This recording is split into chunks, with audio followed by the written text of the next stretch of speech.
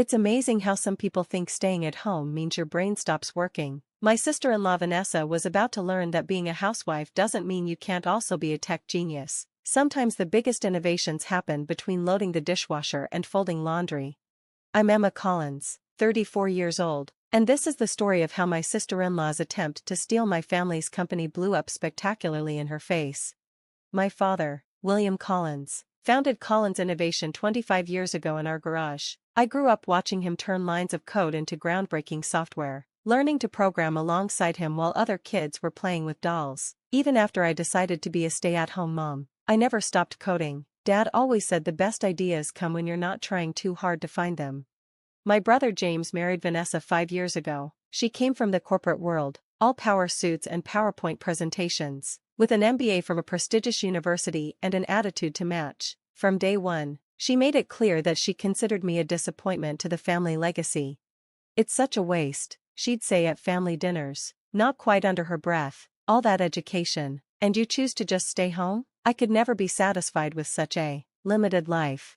What Vanessa didn't know, what almost no one knew, was that I'd never stopped working on tech projects. Between making school lunches and attending PTA meetings, I was developing what I believed would revolutionize artificial intelligence and machine learning.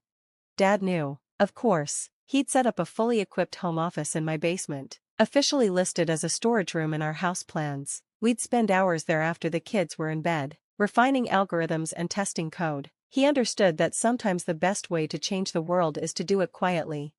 Innovation doesn't care what you're wearing or where you work, he'd say. It only cares if your ideas are good. Everything changed when Dad had his stroke. It wasn't severe enough to completely incapacitate him, but it left him unable to manage the day-to-day operations of the company. That's when Vanessa saw her opportunity.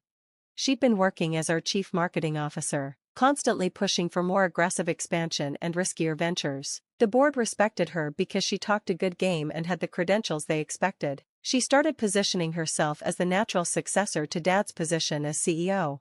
"The company needs strong, focused leadership," she'd say in board meetings, always glancing my way when she emphasized focused. "Someone who's dedicated their life to business, not domestic duties." I let her talk. I let her plan. I let her think she had everything figured out. Meanwhile, my project was approaching its final stages. The day of the emergency board meeting to discuss succession plans, I dressed carefully, not in a power suit like Vanessa, but in a simple dress that could have come from any suburban mom's closet. I wanted everyone to see exactly who I was when I turned their assumptions upside down. Vanessa was in rare form that morning, pacing the boardroom like she already owned it. As you all know, Collins Innovation needs to adapt to survive in today's market. We need leadership that understands the corporate world, not just the technical side. The board members nodded. They'd heard this pitch before. "With all due respect to the Collins family," she continued, shooting me a condescending smile, "sentiment can't guide our decisions. This is business. We need someone with real-world experience, not someone who spends their days organizing bake sales." That's when I opened my laptop. "Before we continue," I said quietly, "I'd like to share something with the board."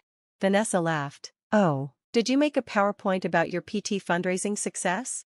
"Actually," I said, connecting my laptop to the room's display system, "I'd like to show you Project Quantum." The room went silent. Project Quantum was something of a legend in the tech world, a rumored breakthrough in quantum computing and AI integration that multiple tech giants had been trying to track down. "Don't be ridiculous," Vanessa scoffed. "Project Quantum is just a rumor. Besides, a housewife can't run a tech company." I pulled up my development dashboard. "Actually, Project Quantum is very real. I've been developing it for the past 3 years, in my basement, between loads of laundry and yes, organizing bake sales." The board members leaned forward as I began my presentation. I showed them the core technology, the test results, the potential applications. With each slide, Vanessa's face grew paler. "This is impossible," she interrupted. "You couldn't have developed this. You're not even in the office." "Emma hasn't just developed it." Dad's voice came from the doorway. He'd insisted on coming in for this meeting. "She's already sold it. Show them, honey." I pulled up the final document, a purchase agreement from one of the largest tech companies in the world. The amount made several board members gasp, $100 million, with ongoing royalties and a development contract worth potentially billions more. "The papers were signed this morning," I said calmly. "The money is already in the company's accounts. And yes, I negotiated the deal myself, in between my son's soccer practice and my daughter's dance recital. The boardroom erupted in applause. Several members were already on their phones, watching our stock price begin to climb as the news hit the market. Vanessa sat there speechless, her carefully prepared succession presentation forgotten on the table in front of her. So, I continued, about that succession plan, I have some ideas about the company's future direction. Would anyone like to hear them? The next hour was one of the most satisfying of my life. I laid out my vision for Collins Innovation, not just the technical roadmap, but a complete reimagining of how we work, flexible hours, remote work options, on-site childcare, all the things that could help other brilliant minds contribute without having to choose between family and career. But how did you do all this? Vanessa finally managed to ask. You're never in the office. You don't attend executive meetings. You're just a housewife? I finished for her. You know what being a housewife teaches you? Time management, problem solving, thinking outside the box. Running a household is actually excellent preparation for running a company. The board won't accept this. She tried one last time. They need someone with corporate experience. The board, said Harrison Matthews, our lead director, needs someone who can deliver results. $100 million worth of results, to be precise. I moved to appoint Emma Collins as CEO, effective immediately. The vote was unanimous. Well, almost unanimous. Vanessa abstained, then immediately submitted her resignation. As security escorted her out, she turned back one last time. You planned this all along, didn't you? No, I said honestly, I just did what I was good at, and let the results speak for themselves. But here's some free advice: never underestimate anyone, especially not someone who has the time and space to think deeply about problems while folding laundry.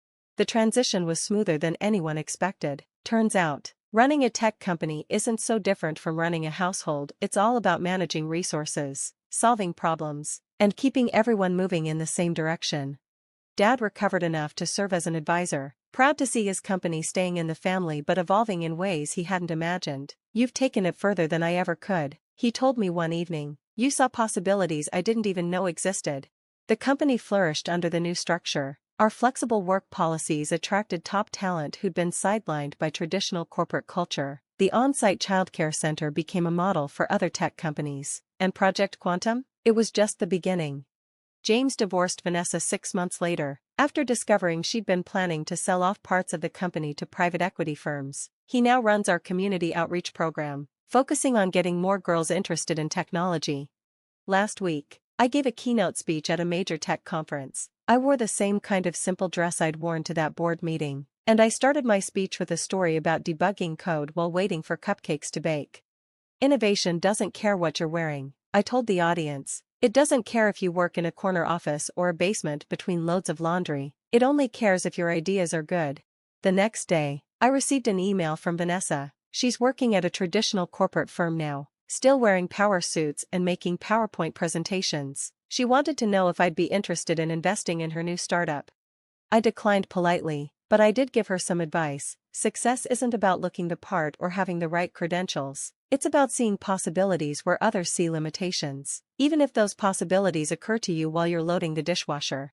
She didn't reply, but I heard through the grapevine that she started allowing her employees to work from home occasionally. Progress comes in small steps sometimes. The company continues to grow and evolve. We've launched 3 more major projects that were developed by employees working flexible hours or remotely. Turns out, brilliant ideas don't only happen between 9 and 5 in an office. My kids are proud of what their mom has accomplished, but they still expect me to make it to their school events and help with their homework. That's fine with me. Some of my best debugging happens while helping with math problems. Dad's office is still next to mine, though he comes in more to mentor young developers than to manage things now. You've created something amazing, he told me recently. Not just the technology, but a whole new way of thinking about work and innovation. The boardroom where Vanessa tried to dismiss me as just a housewife has been converted into a collaborative workspace. The power suits and PowerPoints have been replaced by parents coding while their kids play in the adjacent childcare center. Success, I've learned, doesn't always wear a business suit. Sometimes it wears yoga pants and carries a laptop in a diaper bag. Sometimes it takes conference calls from the soccer field sidelines. And sometimes, just sometimes, it serves its shareholders a batch of homemade cookies during board meetings. Because why not? After all, I'm still a housewife, I just happen to run a billion-dollar tech company too.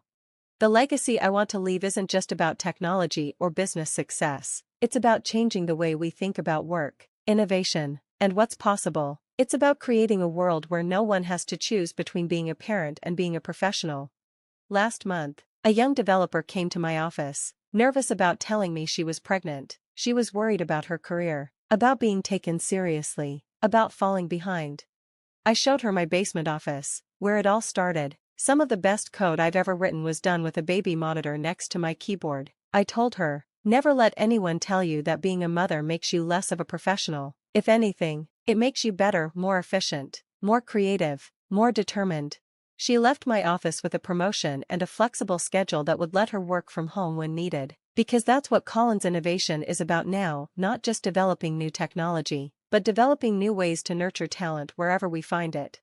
Vanessa's PowerPoint about succession planning is still in my desk drawer. I keep it as a reminder that sometimes the best person for the job isn't the one who looks the part or has the fanciest credentials. Sometimes it's the one who's been quietly revolutionizing an industry between carpools and cooking dinner. The tech world is changing, and we're helping to lead that change. Not bad for just a housewife. After all, as I always say in my speeches now, never underestimate anyone, especially not someone who can debug code while getting spaghetti stains out of a t-shirt. Those are exactly the kind of problem-solving skills you need to run a successful tech company. And those cookies I mentioned? They're my grandmother's recipe, with a few innovations of my own. Because that's what I do, take good things and make them even better, whether it's cookies or quantum computing. That's not just being a housewife, and it's not just being a CEO, it's being both, unapologetically and successfully. And if anyone has a problem with that, well, I've got about $100 million reasons why they should reconsider their position. Thanks for watching. See you again in the next video. Stay stunned.